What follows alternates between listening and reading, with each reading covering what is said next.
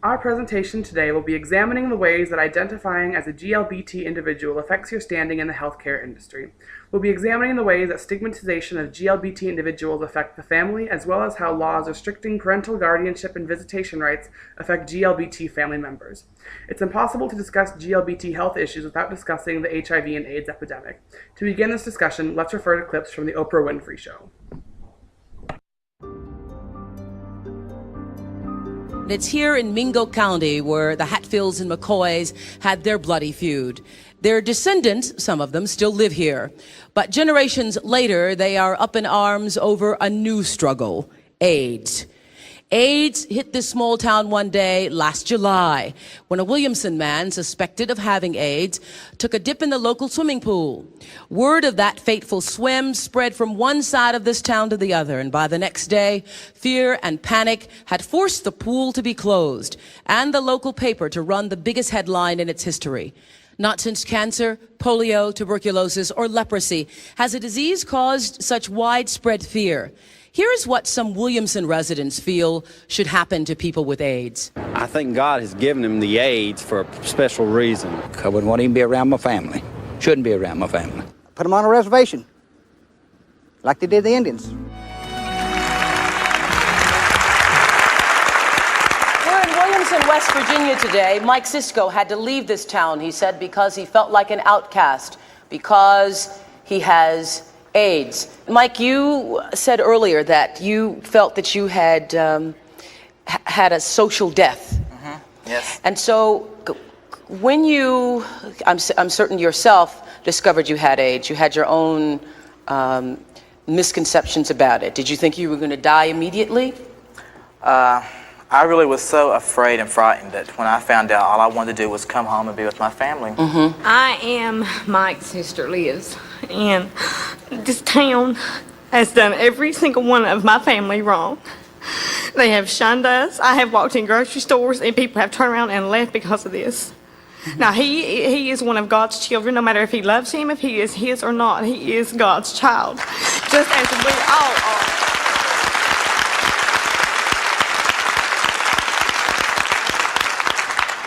And so?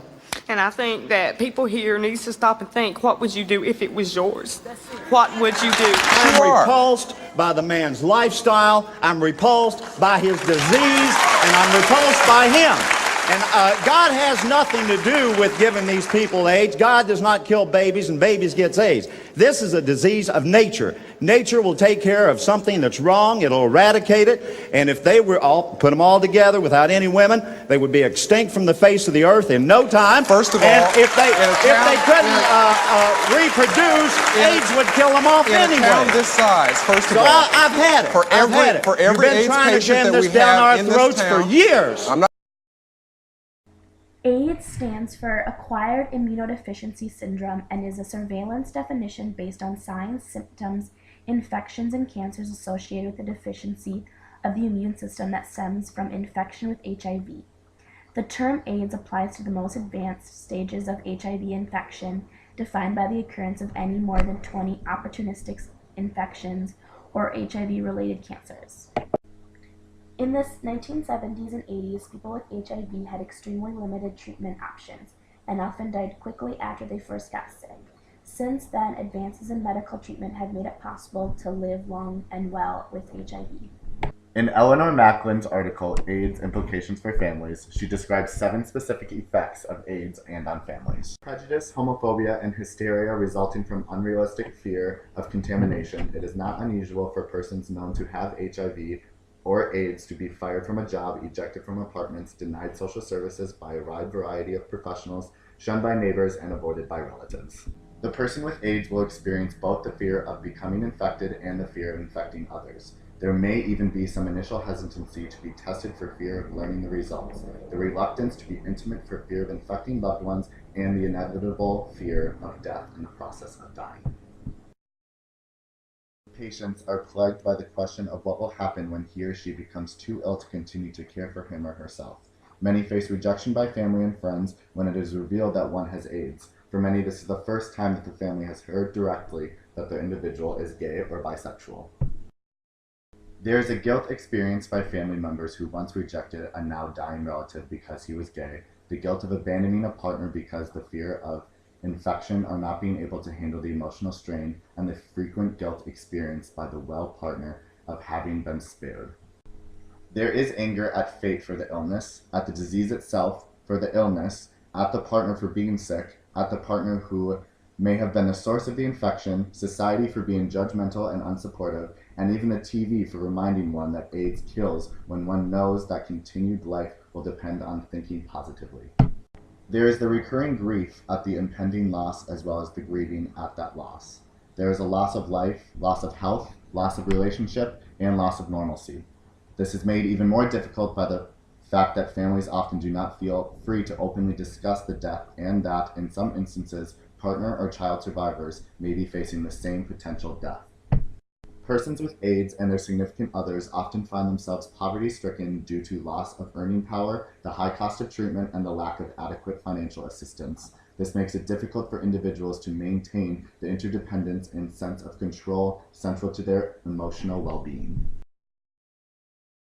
My partner and I and our children were on a family vacation, and my older daughter became sick. And we get to the hospital, and they asked who was my daughter's parents, and I said, well, she has two moms.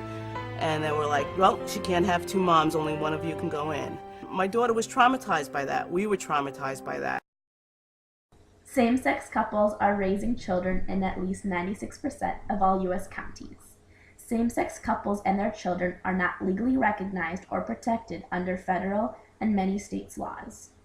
The inability for same-sex couples to get married leads to many issues when it comes to their children and the healthcare system. Non-biological same-sex parents are not able to take advantage of the Family Medical Leave Act. In most cases, it is not the hospital nor the practitioner limiting the rights of a child with same-sex parents. The limitations are due to the law and the legal standing of the parents themselves. The children, in turn, are not treated as equally as other children because their family is not recognized as being a legitimate form of family. If the United States is going to continue to deny same-sex couples rights as a legally married couple, they need to figure out a way to not punish children for it. They need to figure out a way to make healthcare more encompassing for all family types. My partner was hospitalized recently. When he was being moved from intensive care to a hospital bed, the nurse in charge would not let me accompany him. I asked if I would have been allowed to accompany him if I were part of his family, and she looked the other way. On April 15, 2010, President Obama stated, "There are few moments in our lives that call for greater compassion and companionship than when a loved one is admitted to the hospital. In these hours of need and moments of pain and anxiety, all of us would hope to have a hand to hold, a shoulder on which to lean, a loved one to be there for us, as we would be there for them." There are many reasons why LGBT health is important. Some of those reasons are that there is a reduction in disease transmission and progression, increased mental and physical well-being for the patients, reduced healthcare costs for the patients, and an increased longevity and quality of life. In 1995, Elon Meyer came up with the minority stress model. This model takes into account the relationship between minority and the dominant values and resultant conflict with the social environment experienced by minority group members. Meyer's study discovered that sexual minority health disparities can be explained in large part by stressors induced by a hostile, homophobic culture, which often results in a lifetime of harassment, maltreatment, discrimination, and victimization, and may impact access to care. More ways that the LGBT community fits into the healthcare system. LGBT youth are 2 to 3 times more likely to attempt suicide. Transgendered individuals have a higher prevalence of HIV, STDs, victimization, mental health issues, and suicide. They are also less likely to have health insurance than heterosexual or LGBT individuals. Here are some social determinants that affect treatment for LGBT community members. There is legal discrimination in access to health insurance, employment, housing, marriage, adoption, and retirement benefits. There is a lack of social programs targeted to and/or appropriate for LGBT youth, adults, and elders. There is also a shortage of healthcare providers who are knowledgeable and culturally competent in LGBT health. In 2010, Oprah Winfrey returned to Williamson, West Virginia. I first came here to Williamson, West Virginia, our second season on the air back in 1987. I wanted to come back here to play that tape for some of the people who spoke the loudest that day. It's been 23 years. With everything that we have learned, I want to know, do they feel the same? Have their opinions changed? Has Williamson grown? Has America grown? You owe that family an apology. I am sorry for their loss, okay, as I would be anyone who lost a loved one. I was disappointed that Jerry didn't really apologize to the sisters. It was like this weird kind of half-hearted apology. Oh, I can't believe that. I'm like, that is pathetic, dude. This guy, Jerry, like, do you even hear yourself? I actually thought it was a little condescending. Who are you, Mr. Jerry Waters? Jerry could not get himself to say the words, "I'm sorry," to the sisters. He felt he had nothing to apologize for, and we needed that. Jerry could not get himself to say the words, "I'm sorry," to the sisters. It was just more of the same from 23 years ago. I work with, a lesbian every week right now. Well, then I'm in a full-blown panic. In my head, I'm thinking, these people just spew sort of the same venom and hate, and we've given them a platform to do that again. Put myself in Mike's place. I don't think I'm going to put my family in that. A really good friend, that when you're ever in the position that you're dying, you are the most alone person ever. Even if you have 25,000 people around you. But do you think it was a great idea to go public? I think it was. Listen, first of all, time out. He didn't go public. Someone went public for him. I try to understand that here's somebody who's going to have an opinion that's obviously different than mine.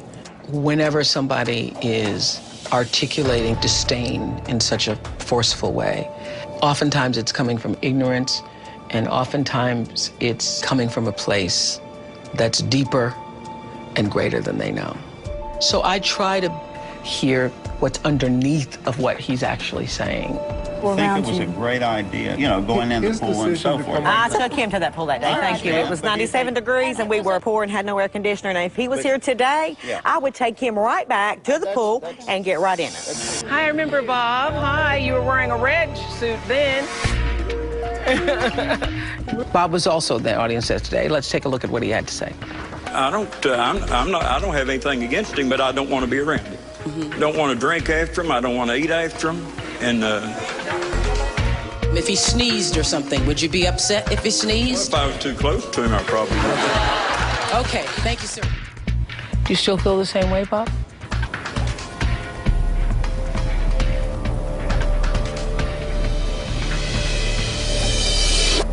No, ma'am, I've had a complete change. I can't believe I even made that statement. I'm a Christian, and that wasn't the right thing to say. I apologize to the girl for that statement. Bob delivered exactly what we want. I think he had a light bulb moment as we were taping in Oprah's presence.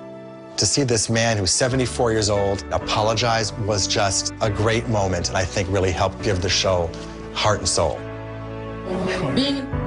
Thank you, sir. Thank you. I just know, just based upon human nature, that you could not have everybody in that town look at themselves on that tape and 20 years later say that was okay. I believe in the goodness of human nature. I just believe that ultimately people are good. Thank you all for being here today. A special thanks to the town of Williamson, West Virginia. And Mike Cisco, this one's for you. It is obvious that the healthcare system needs some serious reform. Here are some ideas from actual physicians and professionals on how that reform could work.